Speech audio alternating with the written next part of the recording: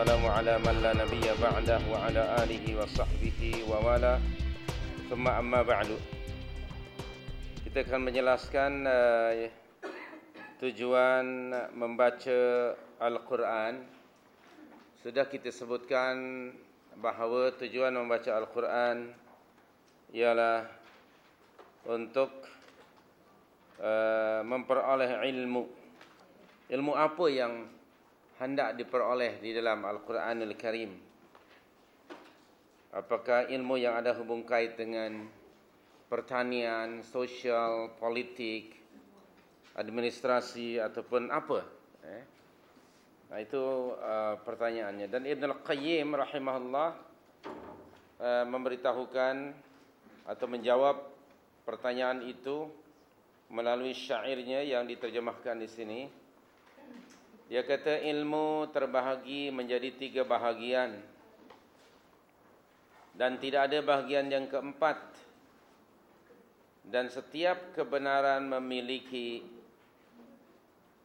kejelasan. Pertama, ilmu berkaitan dengan sifat-sifat ilah dan perbuatannya. Demikian juga nama-nama Ar-Rahman. Maknanya di sini ilmu tentang sifat-sifat Allah dan asma-Nya, serta perintah dan larangan yang merupakan bahagian dari agamanya, dan pahalanya di akhirat merupakan ilmu yang kedua, yaitu ilmu mengenali syariat Allah. Dan syariat ada perintah, ada larangan. Dan pahala ataupun punishment, ya, uqubah yang akan diterima oleh seseorang di akhirat nanti bergantung pada sikap dia terhadap titah perintah Allah Subhanahu wa taala. Dan setiap yang terdapat di dalam Al-Quran dan As-Sunnah yang datang dari utusan yang membawa Al-Quran adalah yang ketiga. Ini maknanya yang ketiga, ilmu tentang mengenali Rasul dan Risalah. Siapakah itu Rasul dan apa yang ia bawa? Sumbernya ada 2, yaitu Al-Quran dan As-Sunnah.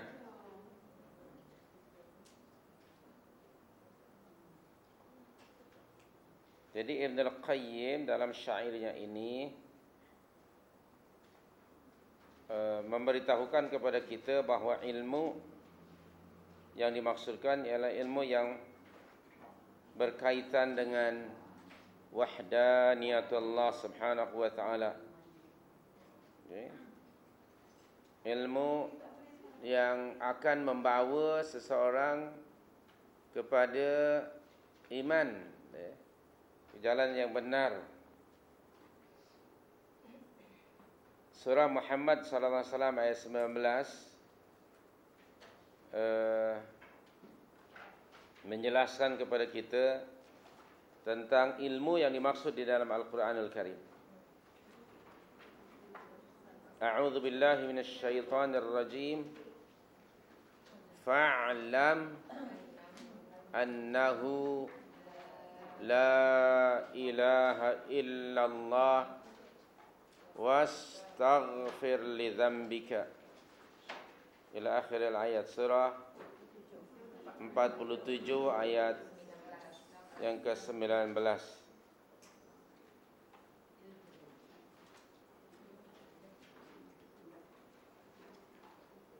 Baik, inilah dia ilmu yang dimaksudkan.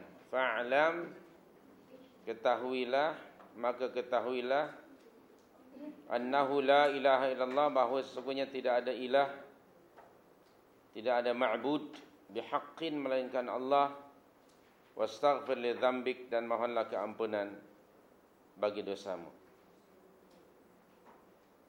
Ini yang dimaksud dengan memperoleh ilmu, mengkaji Al-Quran untuk memperoleh ilmu yang menghantarkan seseorang kepada tauhidillah. Mengenali Allah Subhanahu wa taala sama ada melalui sifat-sifatnya atau asma'nya atau af'alnya, rububiyahnya, uluhiyahnya, sifat dan asma'nya. Ini ilmu yang patut diperolehi bagi atau oleh sesiapa yang mentadabburi Al-Quranul Karim. Dan ilmu ini menjadi ilmu yang utama. Sehingga kan adalah, saya terbaca ya, perkataan ulama dahulu, awwalu wajibin 'alal insan ma'rifatullah bil itqan. Kewajiban pertama ke atas setiap insan ialah mengenali Allah Subhanahu wa taala dengan ilmu yang hak, yang benar, dengan yakin, dengan sungguh-sungguh. Dan untuk mengenali Allah, baik itu af'alnya, sifatnya, asma'nya, uluhiyah, rububiyahnya, ada di dalam Al-Quranul Karim. Tidak ada yang mengetahui tentang zat Allah yang maha mulia melainkan dirinya yang mulia itu. Maka Allah memperkenalkan dirinya melalui Al-Quranul Karim tentang umpamanya sifat-sifatnya dan asma'nya. Dan kita mensifati Allah seperti mana Dia mensifati dirinya, tanpa ta'wil, tanpa takyif, tashbih, ta'til dan sebagainya. Kemudian yang kedua, ilmu yang dimaksudkan ialah ilmu yang membuahkan istighfar, yang mendorong ke arah ilmu itu, ilmu yang membawa kepada kejayaan. Ibnu Abbas radhiyallahu anhu berkata berkaitan dengan tafsir firman Allah surah 35 ayat 28,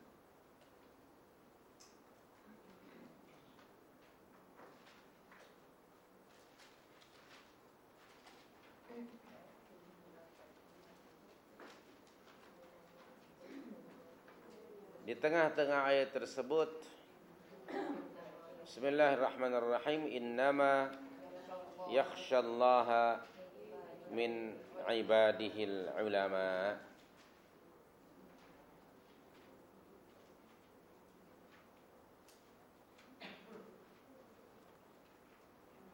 Ibnu Mas'ud radhiyallahu anhu mengatakan, cukuplah dengan takut kepada Allah dianggap sebagai ilmu, dan cukuplah dengan melalaikan Allah sebagai bentuk kejahilan. Itu kata-kata Abdullah bin Mas'ud.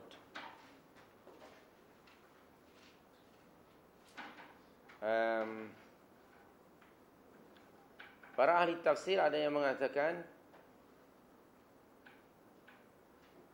man lam yakhshallaha laisa bi'alim. Tadi bunyi ayatnya, innama yakhshallaha min ibadil ulama. Maka para ahli tafsir mereka memberikan komen mereka ke atas ayat itu.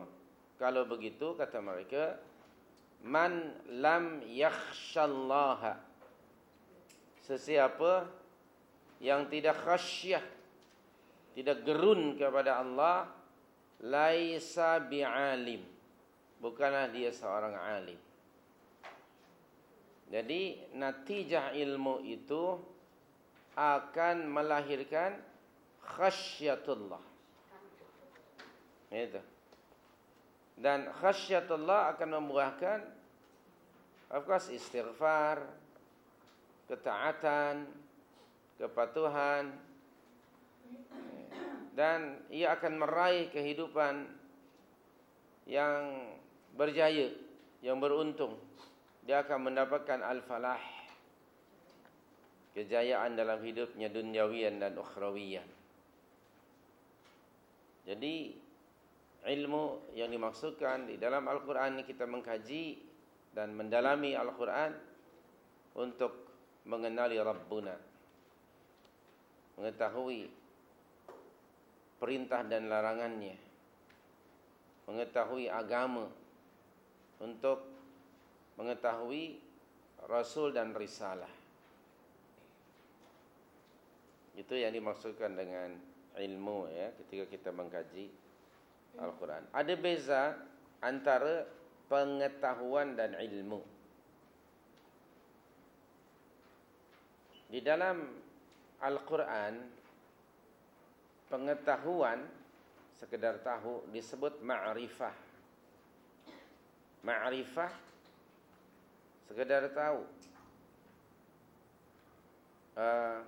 Informasi yang didengar melalui telinga atau apa yang dilihat melalui mata, ia akan menjadi pengetahuan. Lalu dia, kedua-dua apa yang didengar dan apa yang dilihat oleh mata itu akan dikirim ke akal, fakta dan data-datanya itu.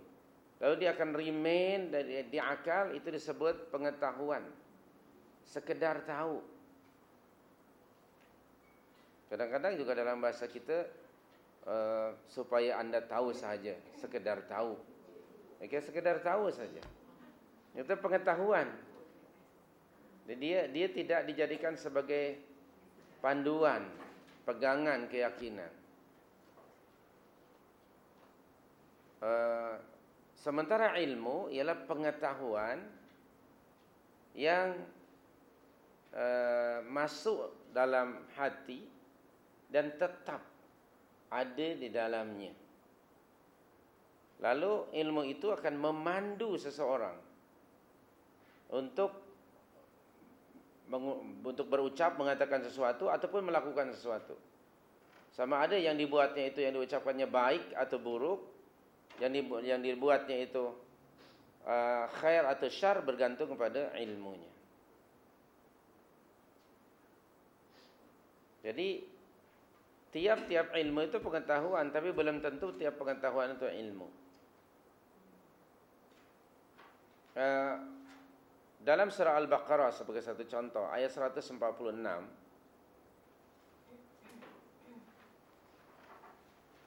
Bismillahirrahmanirrahim. Alladzina atainahumul kitaba ya'rifunahu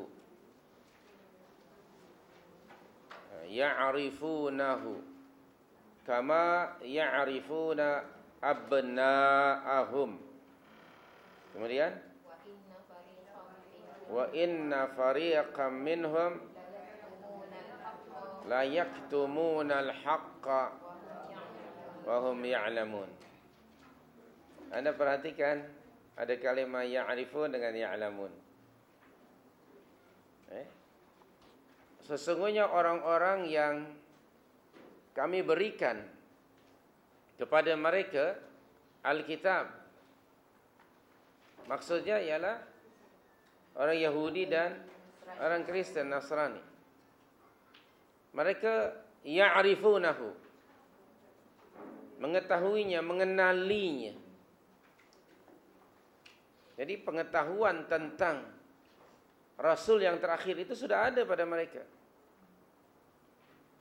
melalui firman Allah yang terdapat di dalam kitab mereka.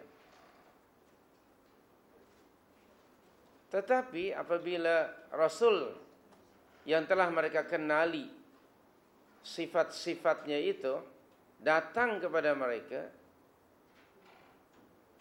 apakah mereka beriman? Sebagian mereka tidak beriman. Maka disebut di situ wa inna fariqam minhum la yaktumunal haqq. Dan sesungguhnya sebahagian daripada ulama-ulama Yahudi itu menyembunyikan al-haqq. Kebenaran tentang berita tentang kedatangan Rasul. yang terakhir, dan sifat-sifatnya. Itu al-haq. Dia datang dari sisi Allah. Keterangan tentang kedatangan Rasul dan sifat-sifatnya mereka sudah ketahui karena mereka selalu membaca. Tetapi sebagian mereka menyembunyikan kebenaran itu.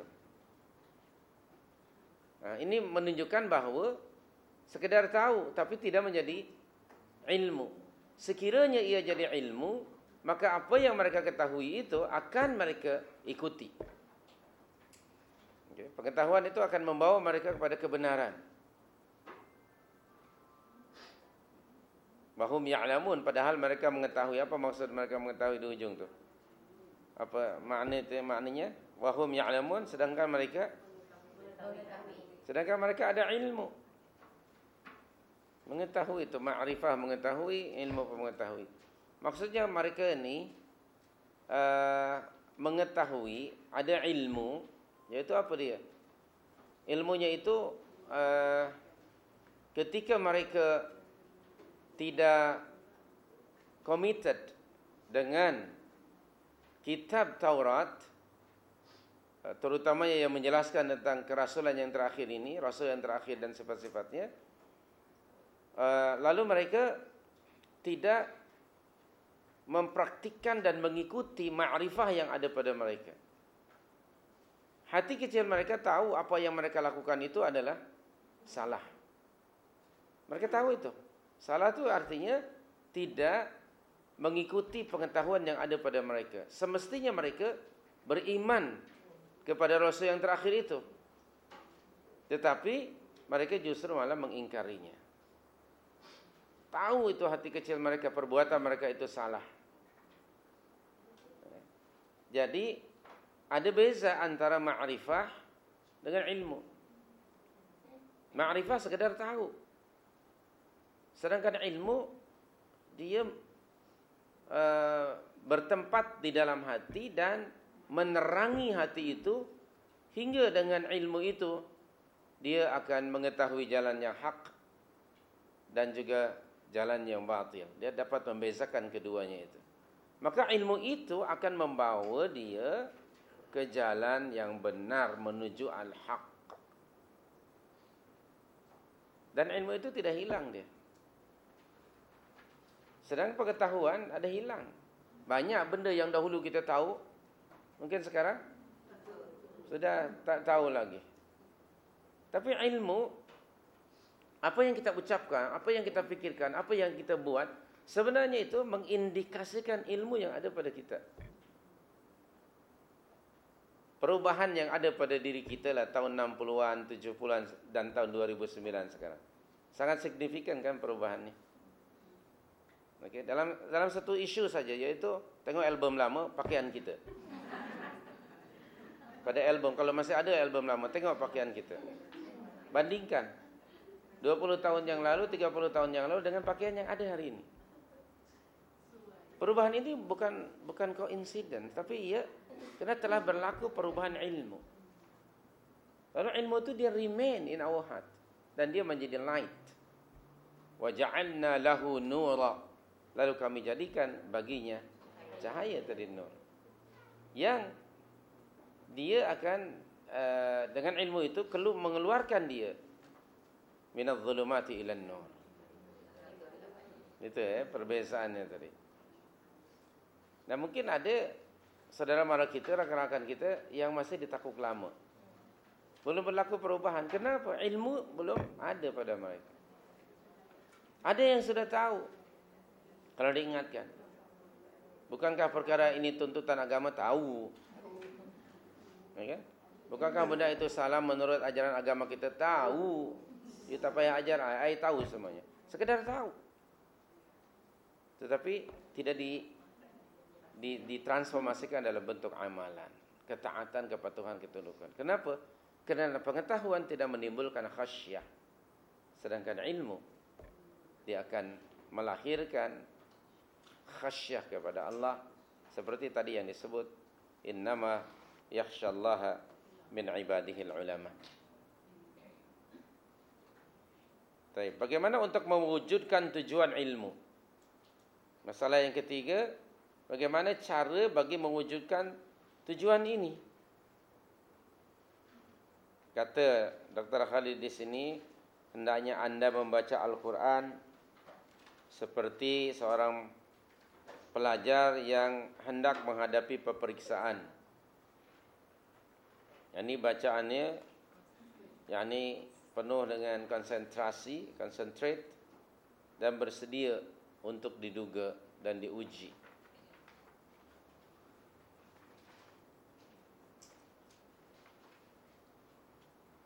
Dalam kehidupan kita ini sebenarnya kita sedang diuji melalui Al-Quran. Di antara kita ada yang giat dan bersungguh-sungguh selalu mengulang-ulang kitab tersebut, sehingga jawaban-jawabannya selalu tepat dan mantap. Ada yang serius mempelajari Al-Quran, dan ada yang sebaliknya, yang tidak membaca.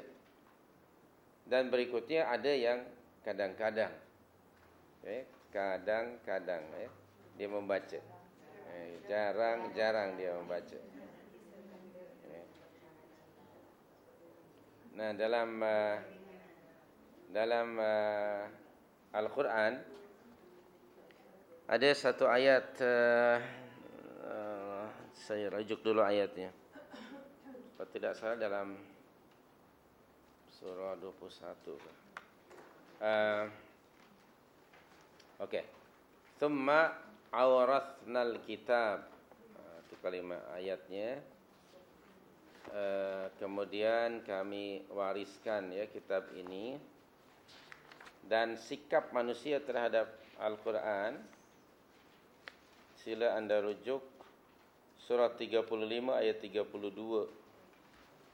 35-32 Fatir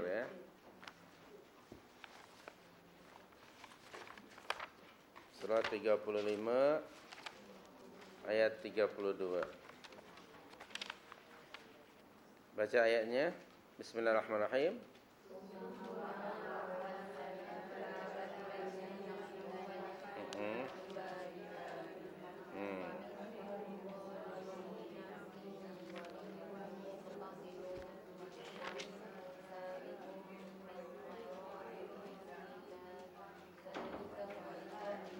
Baik, itu ayatnya.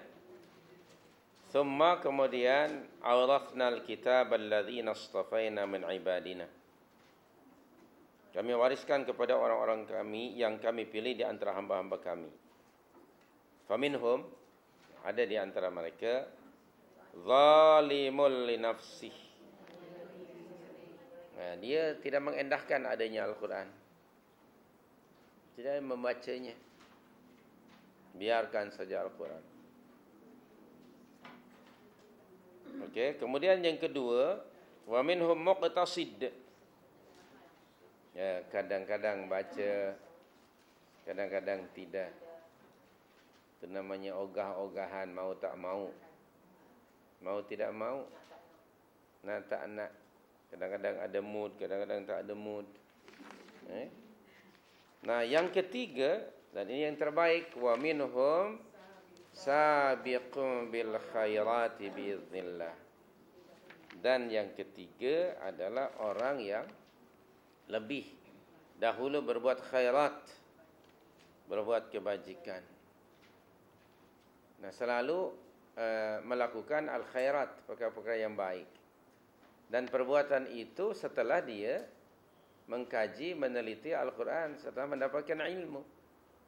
Lalu dia berbuat, dipraktikkan ilmu itu. Zalika huwal fadlul kabir, yang demikian itu adalah karunia yang amat besar. Dan natijah dari mengikuti arahan-arahan Al-Quranul Karim di akhirat nanti, tengok ayat 33. Al-fadlul kabir itu jannatu aden. Okay. Mereka akan dimasukkan dengan rahmat Allah ke dalam jannatu aden, yang disebut oleh Allah nikmat-nikmat yang ada di dalamnya, yadkhuluna yuhallawna fiha min asawira min dhahab wa lu'lu'a. Nah, itu perhiasan mereka. Sedang libas, pakaian walibasum, pakaian mereka fiha harir. Lalu mereka bertahmid, memuji Allah, wa qalu alhamdulillahilladzi adhhaba 'anna al-hazan inna rabbana laghafurun syakur. So inilah sifat umat Islam khususnya dan manusia amnya terhadap Al-Quran. Ada 3 itu. Demikian juga dalam mafhum sebuah riwayat, perumpamaan apa yang aku diutus oleh Allah dengannya, dan sikap manusia terhadapnya ada 3.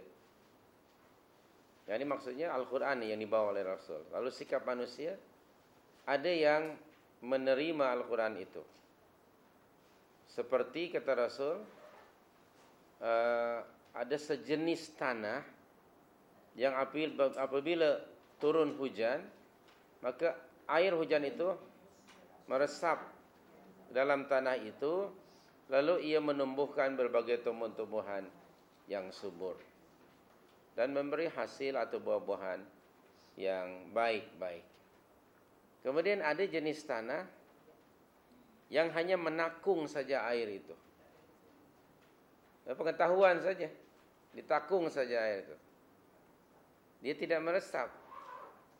Ada yang mengambil manfaat dari air itu, baik itu orang untuk mengairi perkebunan mereka, atau mungkin binatang ternak akan minum dari air itu. Dan mungkin ada orang yang pengetahuan agamanya ada, tapi dia sendiri tidak memanfaatkan. Ada jenis orang yang macam itu. Na'udzubillah. Dan yang ketiga, ada jenis tanah, bila turun hujan, air itu dia lalu saja cepat. Tidak meresap, tidak ditakung, tapi terus saja lalu. Itu ada jenis tanah seperti itu. Nah, hati manusia diumpamakan seperti itu. Ada hati yang tadi khasyah, mendapat fadlun, karunia dari Allah, bila membaca Al-Quran dia memahami, dan kemudian dia mempraktikkan. Ada yang sekedar belajar Al-Quran, barangkali untuk lulus exam saja. Di universiti misalnya, atau sekolah-sekolah ke, lepas exam, dia sendiri tidak mempraktikannya. Dan ada pula yang tak ada kesan sama sekali. Quran dibaca ke, tak dibaca ke, tak ada perbezaan pada orang seperti itu. Nah, na'udzubillah ya. So, tujuan tadi mempelajari Al-Quran ialah mendapatkan ilmu yang hak. Okay. Dan semoga kita ketika mempelajari Al-Quran itu tujuannya lil ilmi tadi. Ada orang yang sekedar membaca, ya, yang ketiga tadi, baca Quran, laju pula khatam dan khatam dan khatam. Lalu tanya pada dia, apa? Dia tak tahu. Dia kata, saya sudah habis khatam berapa kali. Ada jenis orang macam itu. Okey. Ada yang kedua, dia tahulah ada pengetahuan. Mungkin dia lecturer dalam fakulti pengajian Al-Quran. Dia ketika bagi lecture tu, memang fasih dia. Dia tahu. Tapi kemudian, mungkin dia sendiri, dia kata, dengar apa yang aku cakap, jangan ikut yang aku buat. Mungkin ada yang macam itu. Na'udzubillah. Dan yang terbaik ialah ilmu diikuti dengan amal. Kata Ali ibn Abi Talib radhiyallahu anhu mengatakan, al-ilmu miftahul amal. Ilmu itu kuncinya amal. Ilmu akan membawa kepada amal. Ini kerana kita mohon perlindungan kepada Allah dari memiliki ilmu yang tidak diamalkan. Allahumma, kata Nabi dalam salah satu doanya, Allahumma inni a'udzubika min ilmin la yanfa' wa min qalbin la yakhsha' dan sebagainya. Allahumma ya Allah, inni a'udzubika. Sesungguhnya aku berlindung kepadamu min ilmin la yanfa', dari ilmu yang tidak bermanfaat. Na'udzubillah. Sebaliknya, dalam doa yang lain, baginda berdoa, Allahumma 'allimna ma yanfa'una wanfa'na bima 'allamtana. Allahumma ya Allah, 'allimna. Berilah atau ajarkanlah ilmu kepada kami. 'Allimna ma yanfa'una. Apa yang memberi manfaat kepada kami. Wanfa'na bima 'allamtana. Dan manfaatkanlah apa yang telah engkau ajarkan kepada kami. Atau dalam hadis yang lain atau doa yang lain, Allahumma inni as'aluka ilman nafi'a. Ya Allah, sesungguhnya aku mohon kepada kamu ilmu yang bermanfaat. Yani ilmu yang menjadi nur di dalam hati. Nah, dengan nur itu dia akan yamshi finnas. Dia akan berjalan di tengah-tengah masyarakat. Dia akan berbeza dari orang lain. Fikirannya, ucapannya, perbuatannya. Berbeza dengan orang yang jahil. Ada orang lain fil zulumat tidak boleh keluar dia. Sedangkan dia mampu keluar dari kegelapan. Ayat itu biasa kita baca dalam surah 6 122.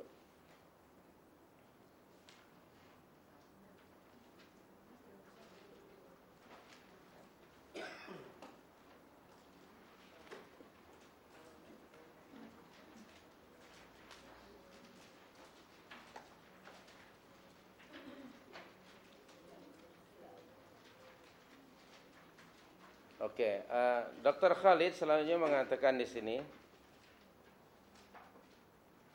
tadi diumpamakan ya, kita membaca Al-Quran seperti pelajar yang hendak menghadapi peperiksaan. Diulang-ulang segala sungguh-sungguh ya. Sesungguhnya Al-Quran, ini muka surah 82 para yang bawah. Sesungguhnya Al-Quran adalah peraturan yang wajib dijadikan referensi, yang wajib dijadikan rujukan dalam setiap situasi dan kondisi kehidupan kita. Al-Quran harus dijadikan al-marja'iyyatul ulya, rujukan yang utama. Okay. Dalam setiap keadaan hidup kita. Oleh karenanya, bagi seorang yang menghendaki kejayaan dalam hidupnya, maka hendaklah ia menghafal dan memahami nas-nas Al-Quran. Bukan sekadar menghafal, tapi memahaminya. Bagi membantunya mendapatkan jawaban yang otomatik, cepat dan benar pada setiap kehidupan. Jadi setiap dia melalui keadaan kehidupan, dia selalu akan berpandukan Al-Quran. Bukankah Rasulullah kata Aisyah merupakan Al-Quran yang berjalan? Karena setiap fikirannya, ucapannya, perbuatannya selalu merujuk pada arahan-arahan Al-Quran. Ya. Itu ada satu buku yang judulnya Hidup Mengikut Arahan Al-Quran. Ada buku itu seperti itu. Dan para sahabat, mereka mendapat title, laqab, gelaran sebagai Jailun Qur'aniyun Farid, generasi Al-Quran yang unik. Jadi mereka memang Quranik hidup mereka. Nah, ini harus ada upaya melahirkan generasi yang Quranik, supaya setiap keadaan itu merujuk pada Al-Quran. Nah, contohnya di sini, okay, merujuk pada peristiwa yang dialami oleh Rasul dan Abu Bakar semasa berhijrah. Mereka berdua di dalam Gua Thur, lalu dikejar oleh musyrikin Quraisy atau Makkah hingga sampai ke gua tersebut. Lalu Abu Bakar mengatakan, "Ya Rasulullah, saya bimbang kalau salah seorang di antara mereka menengok lubang ini, tentu mereka akan nampak kita berdua di sini." Abu Bakar bukan takutkan keselamatan dirinya, tapi dia bimbangkan keselamatan baginda Rasul sallallahu alaihi wasallam. Lalu apa jawaban Rasul? Ini merujuk pada surah 9 ayat 40. Surah Taubah ayat 40. Nabi segera secara otomatik penuh dengan keyakinan, tanpa keraguan berkata kepada Abu Bakar, "La tahzan, innallaha ma'ana." Di tengah-tengah ayat itu. La tahzan, innallaha ma'ana. Janganlah kamu berduka cita, sesungguhnya Allah sentiasa beserta kita. Tengok ya, kesan dari berinteraksi dengan Al-Quran, lalu mengenali Allah Subhanahu wa taala melalui Al-Quran, maka ilmu mengenali Allah itu melahirkan sikap tidak gentar menghadapi situasi yang kritikal itu. Sehingga secara otomatis keluar dari ucapan baginda SAW seperti yang Allah firmankan di sini, idz qala lahu li sahibihi, ketika dia berkata kepada kawannya yakni Abu Bakar, la tahzan, innallaha ma'ana. Ini kan gambaran hati yang penuh dengan ilmu yang hak, yang mengenali Allah Subhanahu wa taala. Okay. Jadi tenang saja ya. Rasulullah dalam keadaan tenang, mutmainnun. Karena hatinya penuh dengan ilmu yang benar tentang Allah Subhanahu wa taala. Bahawa Allah tetap akan menjaga dan memelihara kita. Nah, bukankah bagi kita umpamanya surah 41 yang sudah kita hafal, ayat 30 itu, bukankah Allah berfirman pada ayat tersebut, Bismillahirrahmanirrahim, innal ladzina qalu rabbunallah tsumma istaqamu tatanazzalu alaihimul malaikah. Lalu malaikat itu berkata, alla takhafu wala tahzanu wa abshiru bil jannati allati kuntum tu'adun. Dan ayat berikutnya, nahnu awliyaukum fil hayatid dunya wa fil akhirah. Nahnu, kami, ini sama ada di sini malaikat yang berkata atau mungkin Allah, nahnu awliyaukum fil hayatid dunya wa fil akhirah. Kami adalah pelindung, penolong kamu. Okay. Itu kami adalah penolong, pelindung, penjaga kamu. Dalam kehidupan dunia dan juga di akhirat. Nah, kalau Nabi tadi, kena ada ilmu Al-Quran dan memahami tentang wahdaniyatullah, azamatullah, kan Nabi tenang, la takhaf wa la tahzan, innallaha ma'ana.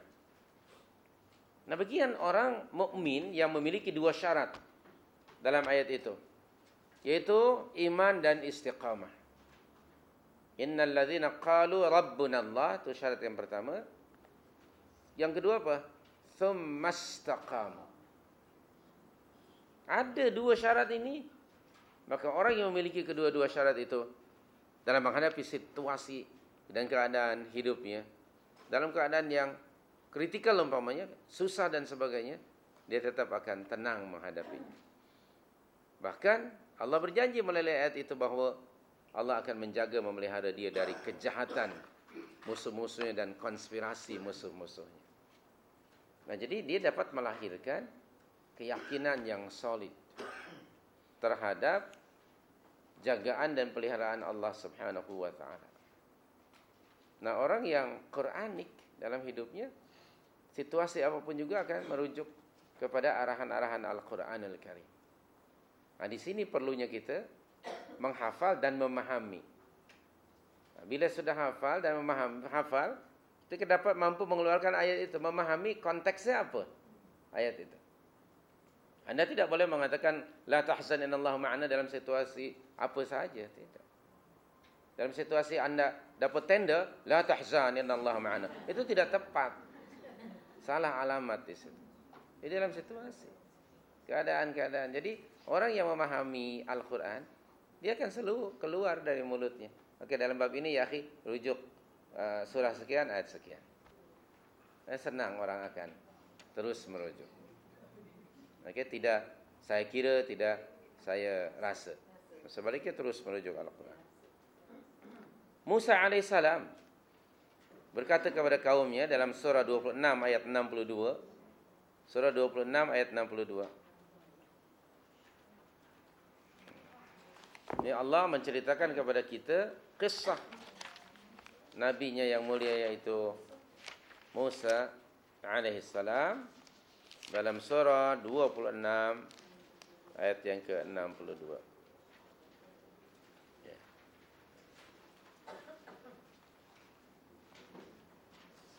So kisah Musa mula daripada ayat 52 tu ya. Tengok ayat yang ke-61. Ketika Musa ni dan Bani Israel yang dia pimpin dikejar oleh Firaun, dan pasukan itu tidak seimbang ya. Selalunya penguasa yang jahat dia akan membawa segala kekuatan tentera dan senjatanya. Maka apabila Firaun mengejar, apa yang berlaku? Ayat 61 Allah bagi tahu pada kita, falamma tara al-jam'an, maka setelah kedua golongan ini saling melihat antara ashabu Musa dan Firaun. Qala ashabu Musa, berkatalah pengikut-pengikut Musa alaihissalam, inna lamudrakun, sesungguhnya kita benar-benar telah dapat dikejar, sekejap lagi mereka boleh tangkap kita. Lamudrakun, kita telah tersusul ya. Maknanya Firaun sudah hampir dapat mengejar mereka, jaraknya itu sudah hampir. Apa kata Musa? Secara otomatik, on the spot dia mengatakan, qala kalla inna ma'iya rabbi sayahdin. Tengok, sekali-kali tidak akan mereka mampu menyusul kita, menangkap kita. Dengan penuh yakin Musa alaihissalam berkata, sesungguhnya Rabbu, Tuhanku besertaku, nanti dia akan memberi petunjuk kepadaku. Nah, ini contoh bagaimana orang yang sudah memahami ilmu Al-Quran dan dia sudah hafal, dia tenang jiwanya, tidak takut pada manusia. Selama dia sudah ada syarat-syarat yang tadi kita sebut, maka Allah will protect him dari kejahatan musuhnya. Coba kita tidak hanya melihat ayat-ayat yang kita baca ini merujuk kepada peristiwa yang dilalui oleh para nabi dan rasul Allah yang mulia. Itu hanya sebagai ibrah bagi kita. Maknanya siapa saja yang memiliki syarat yang ada pada mereka, maka janji Allah pasti akan menjadi kenyataan. Selalunya dalam Al-Quran ada uslub jumlah syartiyah. Okay, ada ayat yang bentuknya syarat dan ada jawab syarat.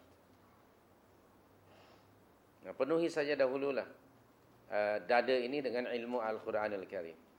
Kenali Allah dengan sebenar-benarnya, maka hidup akan tenang menghadapi apapun juga, sangat yakin bahawa Allah akan menjaga, membantunya. Demikian juga kisah Nabi Allah Yusuf AS yang disebutkan. Kemudian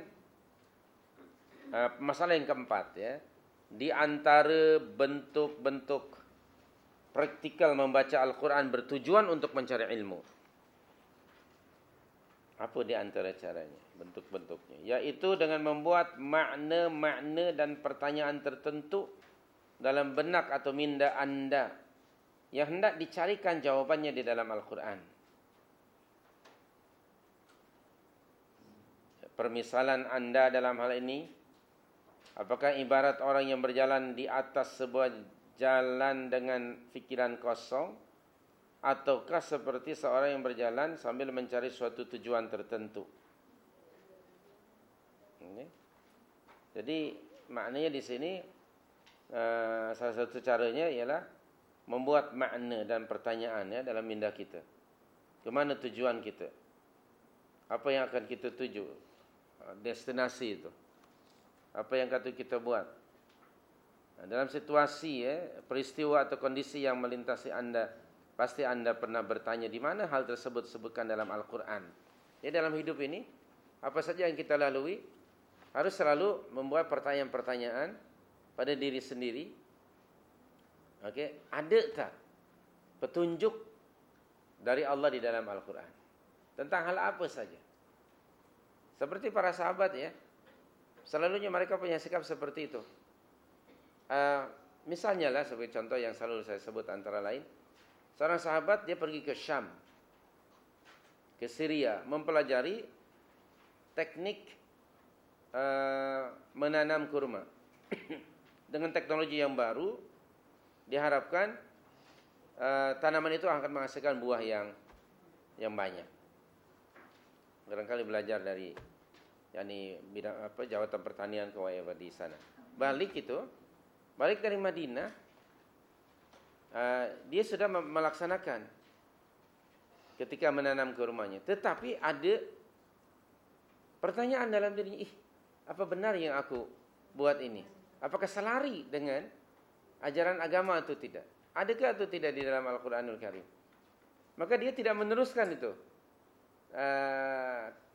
teknik ataupun teknologi penanaman itu. Sebaliknya dia segera menemui Rasul dan bertanya setelah dia jelaskan.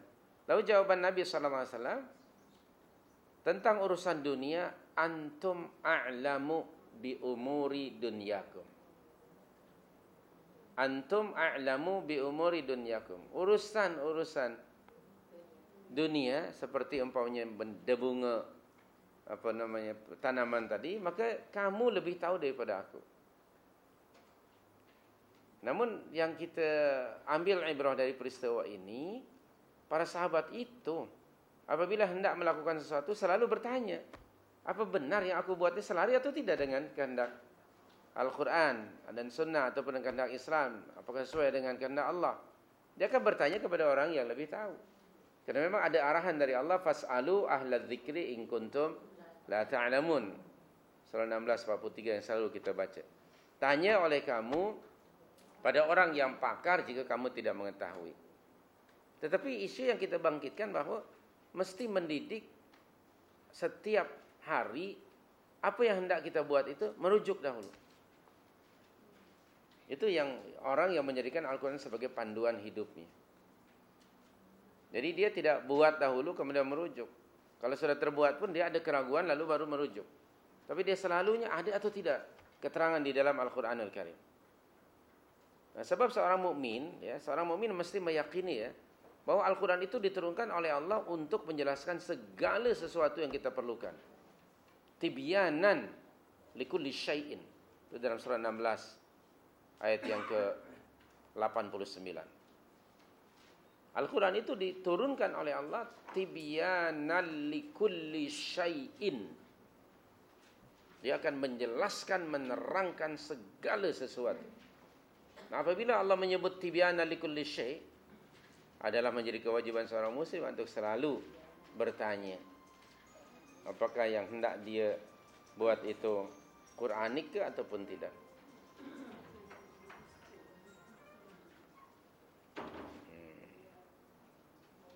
Apakah hal ini tertera ataupun ada atau tidak dalam Al-Quran. Berapa banyak kita telah membaca atau mendengar tentang orang-orang yang tersentak kerana makna ayat Al-Quran, sirna atau hilang dari hatinya, hingga ia mengatakan, apakah ayat ini tertera di dalam ayat Al-Quran? Seolah-olah saya baru pertama kali mendengarnya. Kadang-kadang memang berlaku situasi seperti itu. Padahal mungkin kita sudah membacanya ayat tersebut. Tapi apabila ada mungkin orang lain menjelaskan atau situasi tertentu berlaku pada kehidupan kita, maka kita akan segera kembali. Bila kembali pada Al-Quran, mendapati ayat dalam Al-Quran, lalu akan bertanya, seolah-olah saya baru mendapatkan ayat ini pagi ini. Padahal selama ini saya sudah khatam entah berapa kali. Itu lebih terkesan. Lebih terkesan seperti itu. Jadi soal Al-Quran itu setiap kali diulang, dia akan memberi kesan yang tersendiri. Dia tidak akan kering sumbernya. Ayat yang sama, Allah akan memberikan impact yang berbeza dengan apa yang sudah kita baca sebelumnya. Kerana ini firman Allah kalam Allah, dia tidak mungkin akan berhenti maknanya pada satu keadaan, atau pada satu makna saja. Dia banyak memberikan maknanya. Memang membaca makna Al-Quran. Tengok, membaca makna Al-Quran itu tadabbur ya, bukan sekadar membaca ayatnya.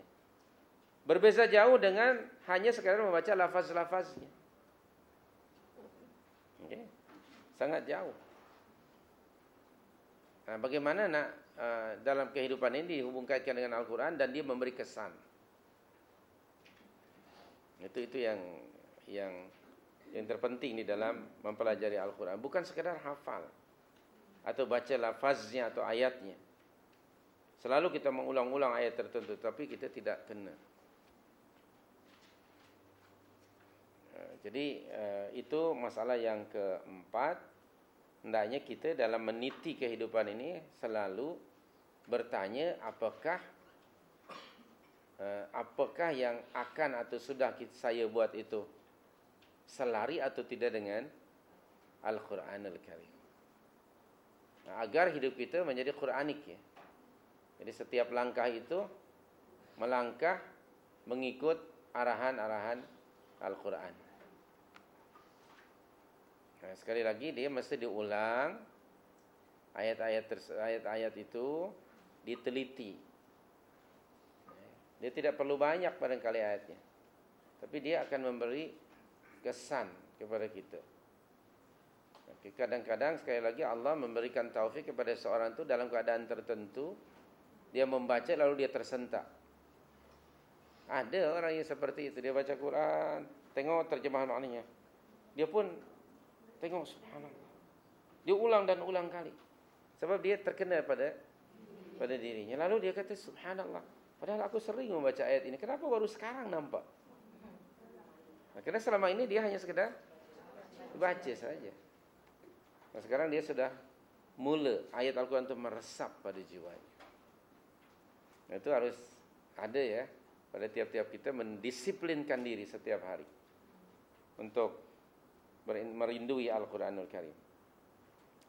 Kemudian masalah yang kelima, Al-Quran dan program ta'assub bahasa. Ada lebih baiknya jika sekiranya memahami bahasa Al-Quran, itu akan lebih lagi memberi kesan pada mereka yang mentadabburinya.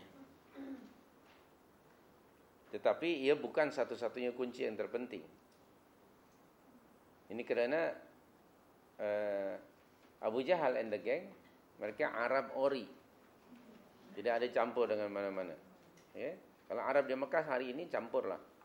Ada campur dengan Jawa, dengan Banjar, dengan Siam, dengan Kedah, Al-Qadahi, Al-Pinengi, Al-Selanggori, macam-macam.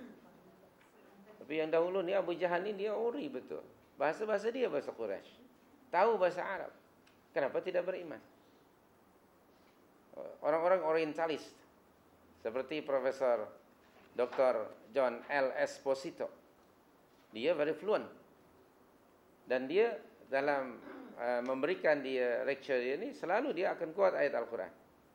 Demikian juga hadis. Dalam bahasanya, dalam teks bahasa Arab yang asal, dia tahu bahasa Arab. Tapi itu bukan satu-satunya kunci. Ada faktor X, yaitu hidayah dari Allah. Okay? Hidayah dari Allah Subhanahu wa taala. Hanya saja bagi seorang mukmin tidak boleh tidak dia harus memahami bahasa Al-Quran. Mesti berusaha membaca Al-Quran dengan bahasa asalnya. Berbeza dengan orang yang sekedar membaca tapi tidak faham, atau membaca lalu diikuti dengan terjemahan makna ayat.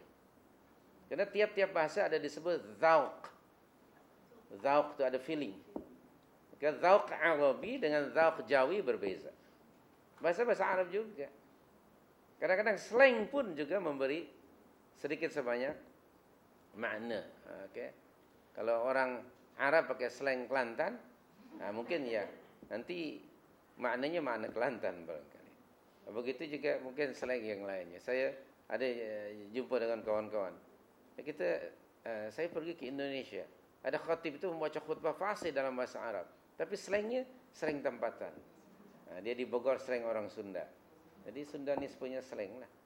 Mungkin maknanya berbeza. Tapi kalau orang Arab bercakap dengan slang mereka yang ori lah, kita akan terasa. Pengalaman kami pengalaman waktu belajar dahulu pergi ke Badui. Orang Badui itu bercakap dengan bahasa yang yang belum tercemar dengan bahasa-bahasa dari luar, bahasa rojak. Maka sangat sedap didengar. Dan kami mempraktikkan kaedah-kaedah nahwu dan saraf. Disebut ada wazan sima'i yang kita dengar langsung dari mulut mereka. Bagaimana mereka menggunakan bahasa tersebut. Rasa sedap. Maka apalagi kalau Badui yang alim. Bukan sekedar Badui bermakna Badui. Jadi sekali lagi itu bahasa ada memang memiliki peran yang tersendiri untuk memahami Al-Quran. Masalah yang keenam, kenapa aktiviti dakwah tidak menggunakan Al-Quran? Ini pertanyaan dari Dr. Khalid.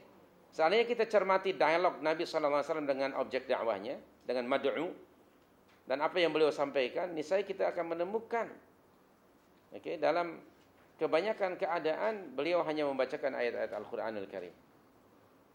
Hal ini mampu memberikan pengaruh yang luar biasa dalam jiwa mad'u. Sungguh ayat-ayat Al-Quran yang dibaca oleh Nabi SAW mampu mempengaruhi orang mad'u, menyumbat atau bagaimana mengalahkan hujjah orang kafir, orang munafik, orang musyrik dalam menunjukkan kebenaran kepada mereka. Tidak ada seorang pun yang mengatakan hal seperti ini hanya khusus bagi Nabi SAW. Namun hal ini sangat mungkin sekali ditempuh oleh siapa saja yang mengikuti jejak langkah Nabi SAW.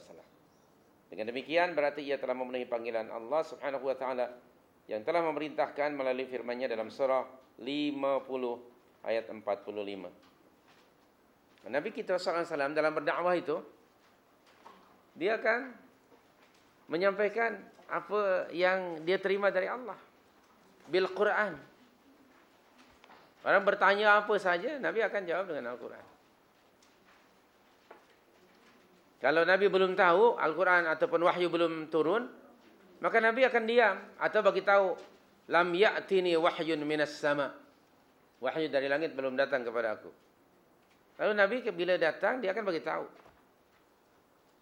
Nah, demikian dakwah Rasul. Di sini ayat ini apa bunyinya? Fadzakir apa? Fadzakir bil Qur'ani may yakhafu wa'id. Maka beri peringatanlah dengan Al-Quran orang-orang yang takut kepada ancamanku. Dengan Al-Quran, bukan dengan teori. Nah, sekarang di akhir zaman ini Nabi memang sudah bagi warning pada kita 14 abad yang lalu. Nanti akan terjadi satu masa pada umat ini kamu tidak mendapati orang yang mengajak kepada Islam yang selalu merujuk kepada Quran dan Sunnah. Jarang-jarang kamu akan dengar orang berkata qala Allah, qala Rasul. Dan sudah berlaku nampaknya pada masa kita. Jadi orang selalu qala fulan, qala fulan, qala fulan. Jarang kita dengar qala Allah. Orang hari ini kalau Anda minta pada orang lain dalil, dia akan rasa pelik. Ya lah memang puak you ni selalu dalil. Nah, dengan ini mesti Wahabi yang minta dalil aja. Begitu. Selalunya begitu. Karena memang tidak biasa. Padahal kalau bukan dalil ya apa lagi ya akhi? Al-Quran agama ini milik Allah. Asasnya wahyu. Sama ada qala Allah atau qala Rasul. Bukan qala fulan. Maka di sini fadzakir bil Quran. Zakir bil Quran. Dengan Al-Quran, bukan dengan pandangan Anda. Nah, hari ini memang kita dapati ya, di zaman kita orang tidak merujuk pada Al-Quran kecuali jarang sekali. Kemudian pada surat At-Taubah ayat 6. Wa in ahadum minal musyrikin istajarak fa'ajirhu hatta yasma'a kalam Allah. Surah 9 ayat 6. Dan jika seorang di antara orang-orang musyrikin itu meminta perlindungan kepadamu, maka berilah perlindungan lindungilah ia supaya ia sempat mendengar ayat-ayat Al-Quran. Barangkali ada di antara Anda minta maaf sudah 52 tahun berkawan dengan Sami Velu katalah. Pernah tak anda bacakan Al-Quran? Bukan surah Yasin maksudnya ya. Apa-apa surah. Biarlah dia mendengarkan dahulu kalam Allah. Dengan kita bacakan, boleh jadi ada ayat yang dia dengar itu menyentuh jiwa dan hatinya. Lalu Allah memberikan taufik kepadanya. Anda baca sirah Nabawiyah. Dalam sirah Nabawiyah ketika Rasulullah berdakwah, selalu dia baca Al-Quran. Ada orang yang asalnya garang nak jumpa dengan Nabi. Lepas jumpa Nabi, dia mukanya lain. Sehingga kata kawan-kawannya, you sudah kena sihir ni. Nah, tengok. Banyak dalam surah Nabawiyah seperti itu. Orang itu marah kepada Nabi, cakap macam-macam. Kata Rasulullah, hal intahait, sudah habis ke you cakap?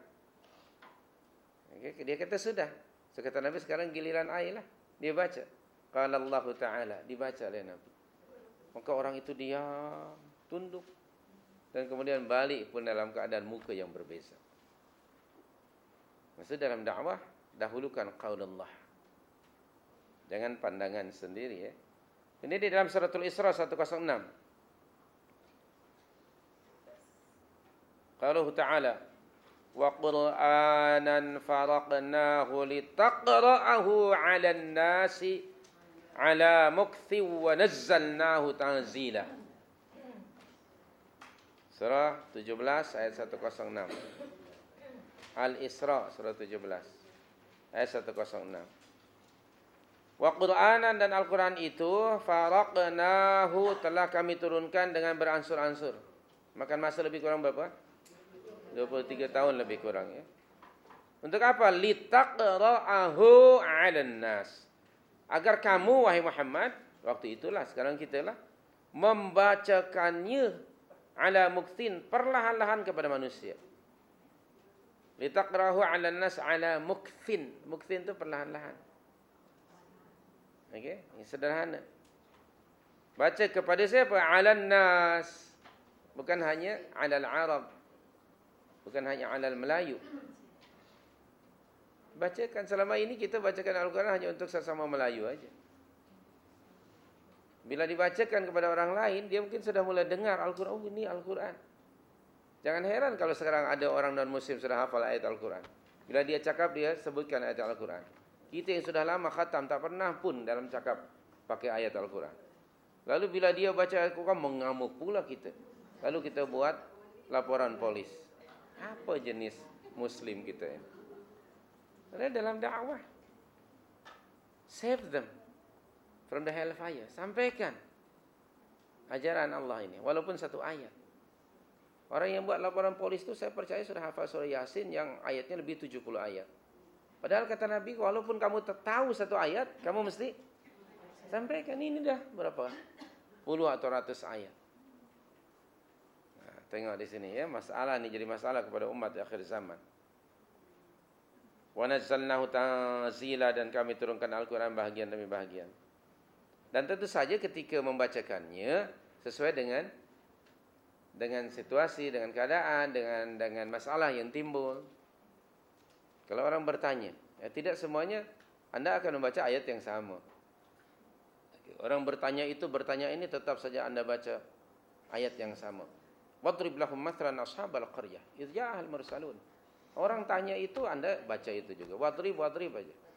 Hanya satu saja surahnya. Tidak, kita harus mencari. Okey? Nah, itu dia hafal ya, dia tidak faham. Dan di dalam surah 27 ayat 92.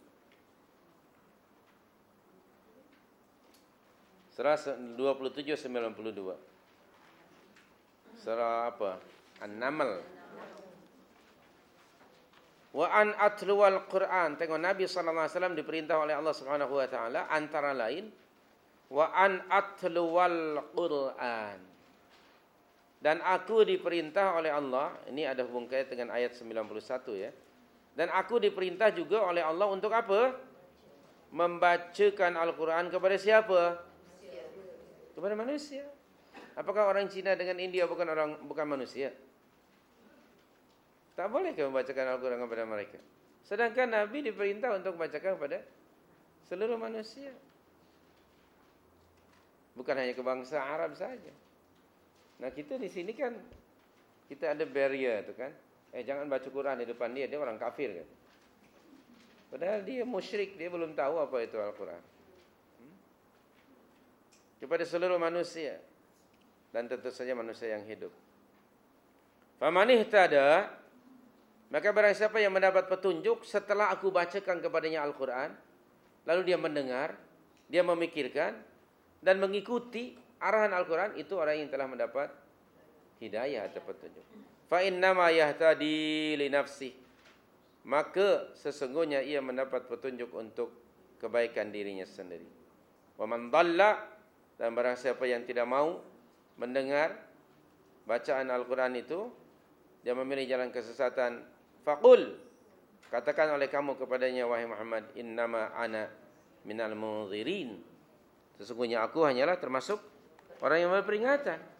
Jadi demikian juga dalam dakwah. Maka kata Dr. Khalid di sini muka surat 89, kenapa dialog-dialog kita, khutbah-khutbah kita dan nasihat-nasihat kita tidak bertolak dan berputar, tidak berpijak di atas orbit ayat-ayat Al-Quranul Karim. Nah, kenapa? Kan jarang sekali kita dengar dalam dakwah. Selalunya berteori saja, tetapi ayat-ayat Al-Quran jarang dirujuk. Saya pernah belajar di pondok tradisional buku yang namanya I'anatul Talibin.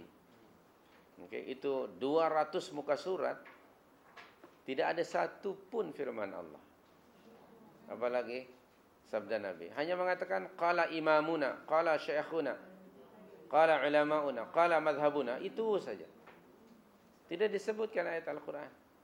Dan itu dipelajari di pondok-pondok tradisional. Kitab fiqh Syafi'iyah yang tidak merujuk pada ayat-ayat Al-Quran lebih dahulu. Padahal orang-orang yang benar-benar mengikut Syafi'i seperti umpamanya Imam Nawawi rahmatullahi alaih. Coba anda yang punya kitab Riyadhus Shalihin perhatikan. Dalam kitab Riyadhus Shalihin ini chapter apa? Lalu lepas itu apa? Mesti ayat Al-Quran. Lepas itu hadis. Jarang dia bagi komen. Nah, itu imamun yang muhtadun.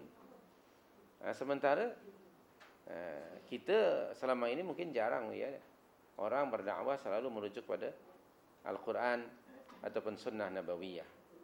Selalunya dia saja yang bercakap ya. So padahal Al-Quran itu mudah untuk disampaikannya. Dan di dalam Al-Quran juga ada uslub dialog. Ketika menyampaikan itu ada two ways communication. Misalnya dalam surah Yasin kan, wadrib lahum mathalan ashabal qaryah idz ja'ahal mursalun idz arsalna ilaihim itsnain fakadzabuhuma fa'azzazna bitsalits faqalu inna ilaikum mursalun. Lalu apa jawaban umat? Qalu in antum illa basharun mithluna wa ma anzala ar-rahmanu min syai'in antum illa takdzibun. Qalu rabbuna ya'lamu inna ilaikum lamursalun wa ma 'alaina illa al-balaghul mubin. Qalu la illam tantahu lanarjumannakum wa la yamassannakum minna 'adzabun alim. Qalu ada qalu maknanya ada apa? Dialog, discussion. Jadi dalam dakwah mesti ada cara macam itu. Nah, saya membesar dahulu di masyarakat saya tidak ada cara macam itu. Dia hanya satu cara. Tak boleh ditanya. Tak boleh tanya. Apalagi dalam tarikat. Syekh tarikat atau sufi, you cannot ask him. Siapa yang bertanya, maka lemahlah imannya. So, maka itu diam, dia tak banyak bertanya. Karena bimbang, dianggap yang dia lemah imannya. Siapa yang banyak tanya, maka lemahlah imannya. Murid-murid pun dia. Itu satu pendekatan yang dahulu. Demikian di dalam Al-Quran ada qisas. Kan ada surah 28 namanya surah Al-Qasas. 1/6 kandungan Al-Quran itu ada kisah-kisah. Terutama dalam surah Makkiyah. Sampaikan kisah itu. Dan kisah di dalam Al-Quran bukan penglipur lara. Tapi dia sebagai ibrah. Laqad kana fi qasasihim ibratun li ulil albab. Dalam surah 12 ayat 111 dan banyak ayat yang lain.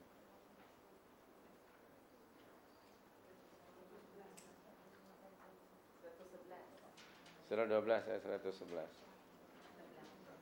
Jadi sekali lagi itu masalah yang ke-6. Saya ringkaskan saja. Masalah yang ke-7 dalam kita memahami kunci yang ketiga ini, yaitu untuk mencari ilmu. Al-Quran dapat menghidupkan hati sebagaimana halnya air mampu menghidupkan tanah yang kering. Anda perhatikan surah 57 ayat 17. Kenapa dakwah mesti mendahulukan qaulullah yang kita sampaikan dalam Al-Quran? Kerana ini antara jawabannya.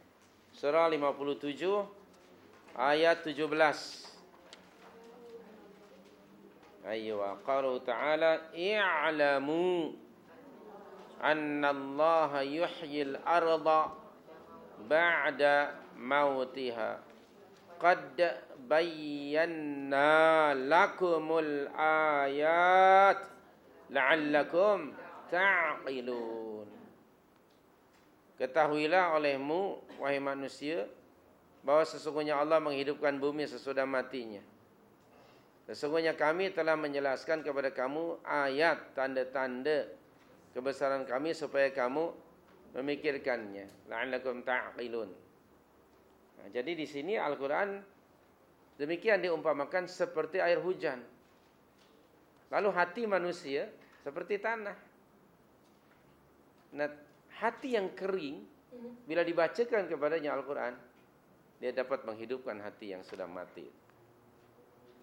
Kan kita sudah baca kemarin surah 6 122. Lalu tadi saya sebutkan dalam sirah Nabawiyah. Okey, seorang tokoh musyrikin Makkah hendak menempelak Rasul, malah akhirnya dia balik kepada kawannya dengan muka yang berlainan. Rasulullah bukan ahli sihir, tapi ayat Al-Quran yang dibacakan itu kena padanya. Okay. So Allah telah menjelaskan kepada kita ayat-ayatnya itu supaya apa? La'allakum ta'qilun. Supaya kamu apa? Fikirkan. La'allakum ta'qilun. Nah, tidak ada dalam Al-Quran la'allakum ta'kulun. Tak apa ayat. Ta'kulun apa maknanya? Makan. Tak ada. Ta'qilun. Bukan ta'kulun. Ini kita selalu makan. Baik. Coba kita Al-Quran itu akan menghidupkan. Nah, orang-orang kafir, orang musyrikin itu hatinya kering, mati. Maka perlu dibacakan dalam dakwah itu ayat Al-Quran yang ia akan menghidupkan hati yang mati. Tadi dalam surah 6 122. Awaman kana maita. Apa yang mati? Hatinya. Fa ahyainahu, lalu kami hidupkan dengan apa? Dengan Al-Quran, dengan Islam. Fa ahyainahu wa ja'alna lahu nur, lalu Al-Quran jadi nur. Maka berubahlah hidupnya. Okey. Baik. Dan sekali lagi Al-Quran dibacakan pada orang yang hidup, yang masih mampu berfikir. Ada yang hidup tapi dia akalnya sudah mati. Nah, nafas pun pakai oksigen, dibacakan Al-Quran. Semana dia akan yaqil. Baik, kemudian ayat berikutnya, ayat yang ke-16 dari surah 17 nih, kita kuaskan satu ayat. Alam ya'ni lil ladzina amanu an takhsha'a qulubuhum li dzikrillah wa ma nazala minal haqq wa la yakunu kal ladzina utul kitaba min qabl fatala 'alaihimul amad faqasat qulubuhum wa katsirum minhum fasiqun. Jadi ayat 17 itu dia lanjutan dari ayat 16 ya.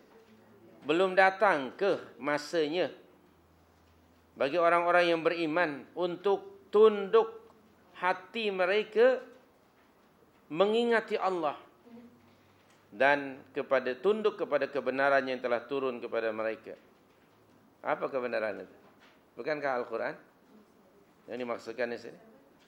Dan janganlah mereka seperti orang-orang yang sebelum mereka dahulu. Telah diturunkan Alkitab kepada mereka, kemudian berlalulah masa berjalan begitu panjang. atas mereka, lalu hati mereka menjadi keras, dan kebanyakan di antara mereka adalah orang-orang yang fasik. Ayat ini ngam untuk sebagian umat Islam, termasuk mungkin diri kita. Berapa lama kita memiliki Al-Quran? Dari sudut turun sudah 14 abad yang lalu kan? Anda sudah berapa lama punya Al-Quran? Yang paling terdekat masa nikah dahulu, sudah berapa tahun nikah? Okey, 10 tahun, 15 tahun, 20 tahun? Pasti masih ada Quran yang masa nikah dulu dalam bakul hantaran itu. Kan ada Al-Quran itu. Berapa lama sudah? Dan kita sudah punya Al-Quran sebagai Muslim, sebagai Melayu, lama dah. Fatala alaihimul amad, banyak dah, panjang dah masa, tetapi kita tidak mengambil sedikit pun pengajaran dari Al-Quran. Rupanya sebagian umat Islam hari ini telah ada pada mereka perangai orang Yahudi, orang Kristian. Ada padanya. Itu Al-Quran tidak memberi apa-apa kesan, dibaca pun tidak, macam mana pula nak ditadaburi dan diikuti. Sebagian umat Islam hari ini seperti mana Allah menggambarkan, menyatakan orang Yahudi yang dibagi oleh Allah kepada mereka Taurat. Allah mengumpamakan mereka itu, they are like donkey. Dalam surah Al-Jum'ah, okay, ayat yang ke-5 itu. Mathalul ladzina hummilut Taurata thumma lam yahmiluha kamathalil himari yahmilu asfara. Barangkali sekarang dari sudut makna tidak bermaksud untuk merubah ayat. Mathalul ladzina hummilul Quran hari ini. Dulu Taurat. Okey, mathalul ladzina hummilul Quran kamathalil himari yahmilu asfara. Dahulu orang-orang Yahudi yang Allah beri kepada mereka kitab Taurat, seperti seekor keldai yang membawa 2 guni kitab di belakang punggung dia. Tapi dia sendiri tidak tahu apa-apa yang dia bawa. Nah, umat Islam Ahlul Quran ada sebagian seperti itu. Dia like donkey juga. Ada Quran di rumah. Bahkan ada umat Islam yang suka, dia mengumpulkan, dia kolektor Al-Quran. Bangga tu. Berapapun juga harga Al-Quran dia beli. Ada orang yang hamba Allah ni datang dari Iraq menawarkan ke saya. Memang mungkin unik, entah berapa ratus tahun. Harganya itu 1 juta, entah berapa harganya. Saya kata, buat apa? Hanya saya ingatkanlah saudara kita. Al-Quran bukan untuk dinilai dari sudut itu, dari sudut tulisannya. Al-Quran sudah 14 abad ya akhi, bukan 1000 tahun, bukan 100 tahun. Dia nak minta saya carikan customer untuk beli. Malu saya kata, saya dengarnya. Buat apa salah orang? Dia minta saya, kenal tak orang Brunei, Raja Brunei ke whatever. Na'udzubillah, untuk apa? Nah, ada orang, jenis orang nak beli memang Al-Quran yang unik, disimpan, hanya sekedar Al-Quran untuk simpanan. Di zaman Soeharto masih jadi presiden di Indonesia, dia sempat merasmikan Museum Al-Quran. Anda pergi ke Jakarta, jenis-jenis macam Al-Quran ada. Jadi akhirnya Al-Quran dimuseumkan. Astagfirullahaladzim. Akhirnya Soeharto yang dimuseumkan. Na'udzubillah. Al-Quran bukan untuk itu. Al-Quran mesti dihayati. Bagaimana kita tidak khusyuk, ya? Belum sampai ke hati-hati umat Muslim ini untuk khusyuk mengingati Al-Quran, mengingati Allah melalui bacaan Al-Quran. Supaya tiap kali dibaca Al-Quran itu akan terasa apa? Wajal.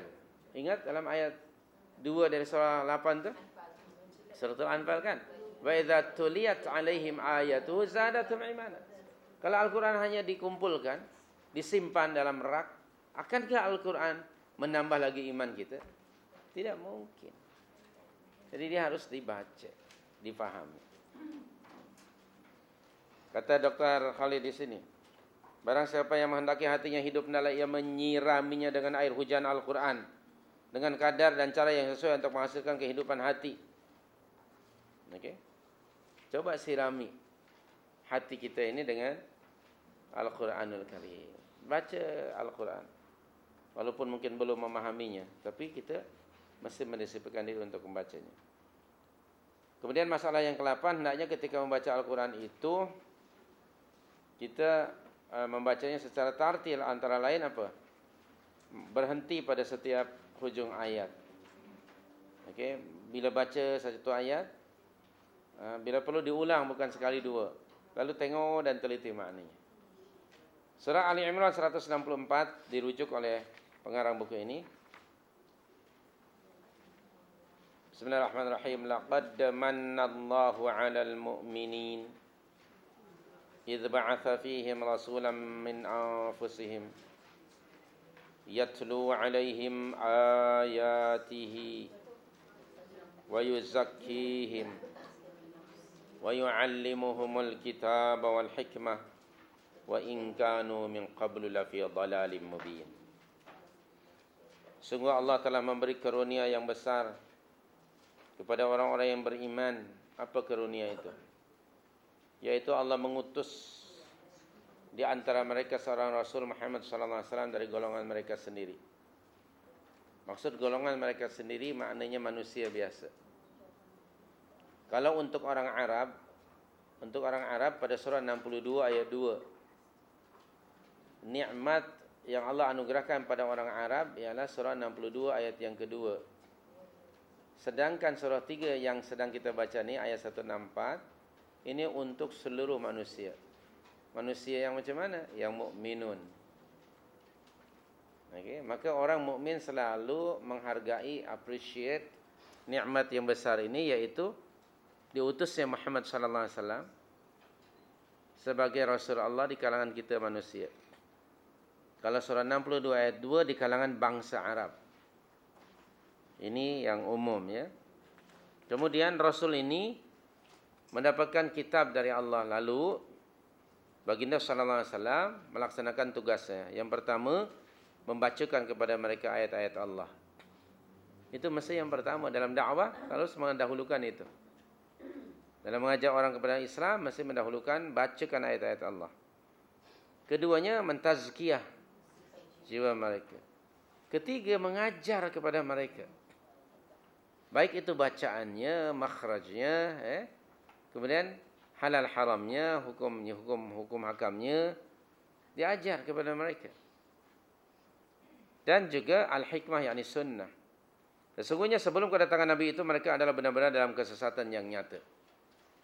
Dalam arti kata yang lain, kata Sayyid Qutb dalam tafsir beliau, Under Shade of Al-Quran, mana-mana masyarakat yang hidup mereka tidak berpandukan Al-Quran dan Sunnah, maka masyarakat itu masyarakat lafi dhalalim mubin, dalam kesesatan yang nyata. Jadi masyarakat yang hidupnya tidak Quranik, tidak mengikuti panduan Al-Quran dan Sunnah Nabawiyah, maka lafi dhalalim mubin. Hujung ayat ini 164 dari surah 3 ini sama dengan hujung ayat tadi 62 ayat 2. Kan? Wa in kanu min qablu fa fi dhalalin mubin.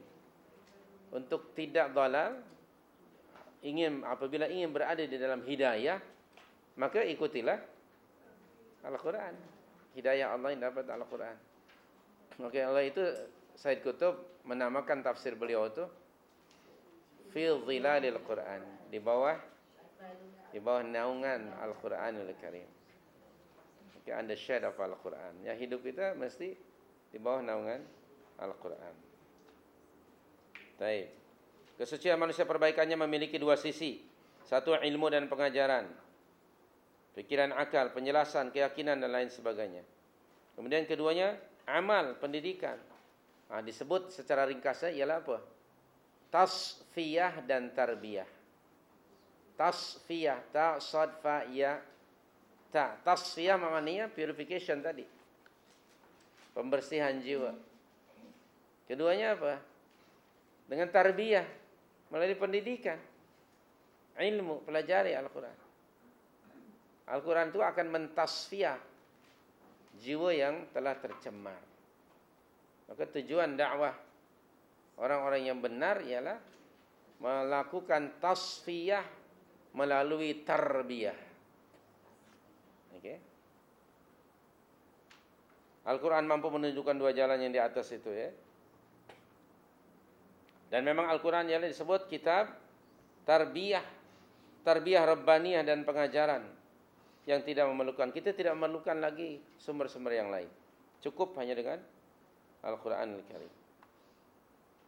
So demikianlah ya tentang cara-cara untuk melaksanakan tujuan yang kedua mempelajari membaca Al-Quran ialah lil ilmi. Telah dijelaskan oleh pengarang buku ini poin-poin yang tadi telah kita kongsi bersama ya.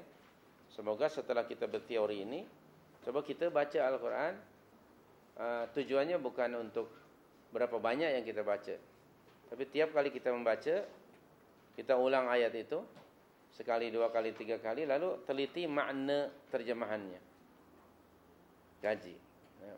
Lalu setelah itu mungkin kita buat kesimpulan, ya, ayat ini kandungannya apa isinya, satu apa, dua apa, tiga apa. Oke, orang yang Al-Qurannya banyak contengan misalnya ya, dia bagi komen, itu berarti dia melakukan tadabbur. Kalau ada Al-Qurannya, ini masih apa, dibuka pun masih apa, dia muka suratnya masih melekat. Ini menunjukkan Qurannya baru, bukan tak pernah dibaca. Qurannya baru, bukan orangnya yang baru. Nah, begitu. Jadi cobalah kita biasakan. Kemudian tujuan kedua yaitu tujuan mengamalkan ya. Insyaallah kita akan bacalah menurut kemampuan kita ya dari buku ini. Baik, wallahu a'lam, karena masa sudah habis. Ada apa-apa pertanyaan? Satu dua pertanyaan silakan. Jika ada.